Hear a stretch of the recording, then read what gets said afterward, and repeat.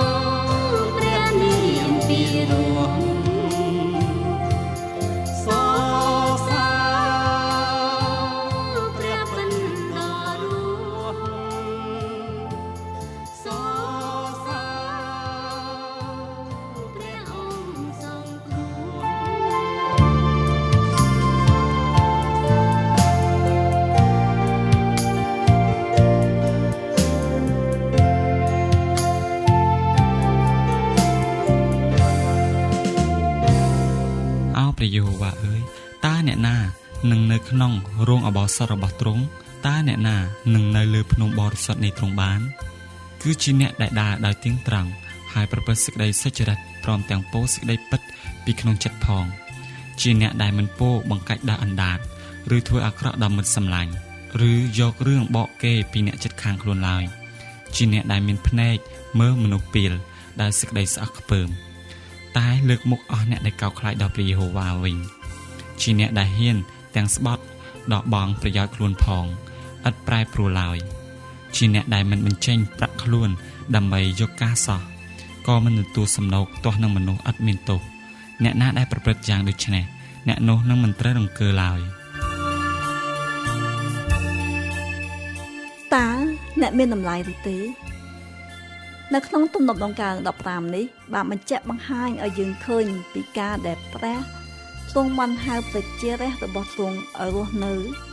ប្រកបដោយសីលធម៌ខ្ពស់ដែលទ្រង់បានផ្ដល់ទុកឲ្យជាគំរូយើងរស់នៅក្នុងសង្គមលោកីដែលបានខូចបង់ទៅហើយដូច្នេះការរស់នៅជាគំរូរបស់យើងមិនមែនរស់នៅដោយសុំក្រឡុំជាមួយនឹងលោកីទេគឺរស់ដើម្បីគប់តាមព្រះហឫទ័យរបស់ព្រះដែលទ្រង់បានទុកជាគំរូឲ្យតាមរយៈព្រះយេស៊ូវគ្រីស្ទនៅក្នុងគម្ពីរអេសាយចំពុក33ខ15-16ចែងថាអ្នកណាដែលដើរដោយសុចរិតហើយពោលសេចក្តីទៀងត្រង់ជាអ្នកដែលស្អប់កម្រៃដែលបានមកដោយសង្កត់សង្កិនហើយរាដៃមិនព្រមទទួលសំណូកក៏ចុកត្រចៀកមិនស្ដាប់រឿងពីការកំចាយឈាមហើយដែលថ្មិចភ្នែកមិនព្រមមើលការអាក្រក់ផងអ្នកនោះនឹងបាននៅក្នុងទីខ្ពស់ទីពំនាក់របស់អ្នកនោះនឹងបាននៅលើថ្មដាដ៏មមួនស្ដេចដាវីតបានពន្យាអ្នកដែលរស់នៅជាមួយនឹងព្រះត្រូវមានលក្ខណៈបែបណាអ្នកនោះត្រូវដើរដោយទៀងត្រង់ហើយប្រព្រឹត្តសេចក្តីសុចរិតពោលសេចក្តីពិតពីក្នុងចិត្តត្បិតអ្វីដែលចេញពីមាត់នោះត្រូវបញ្ចេញដោយពិតពីក្នុងចិត្តកុំឲ្យគេថា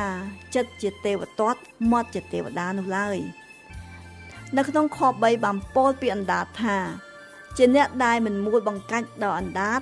ទ ឬធ្វើអាក្រក់ដល់មិត្តសម្លាញ់ឬយករឿងបកគេពីអ្នកជិតខាងខ្លួនឡើយលក្ខណៈរបស់មនុស្សបែបនឹងឯងដែលព្រះទ្រង់សពតែហាលតីនឹងបើកទ្វារទទួលស្វាគមន៍ចូលមកនៅជាមួយនឹងទ្រង់ដែលជាមនុស្សដែលមានជើងដៃចិត្តស្អាតហើយផលិតនៅពាក្យសម្ដីនិងដង្វើដ៏ល្អប្រពៃនៅក្នុងខ5បានបង្ហាញឲ្យឃើញបន្តទៅទៀតនៅមនុស្សដ៏ប្រសើរដែលព្រះទ្រង់ជ្រើសរើស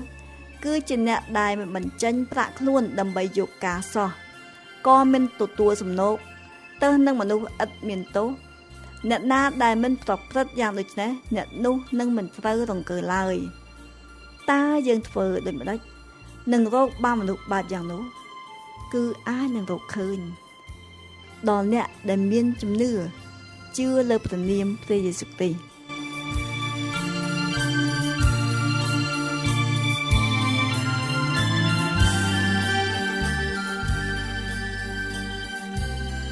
ព្រះទ្រង់នឹងស្វាគមន៍ដល់អស់អ្នកណាដែលមានជើងដៃនិងចិត្តស្អាត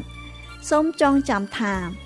តម្លៃរបស់បងប្អូនលោកអ្នកនឹងរកឃើញនៅក្នុងព្រះអម្ចាស់ព្រះយេស៊ូវគ្រីស្ទដោយសារការជឿទៅលើព្រះនាមទ្រង់ដែលព្រះវរបិតានឹងទទួលស្គាល់បងប្អូនលោកអ្នកនៅក្នុងគ្រួសារតែមួយរបស់ទ្រង់ផងដែរ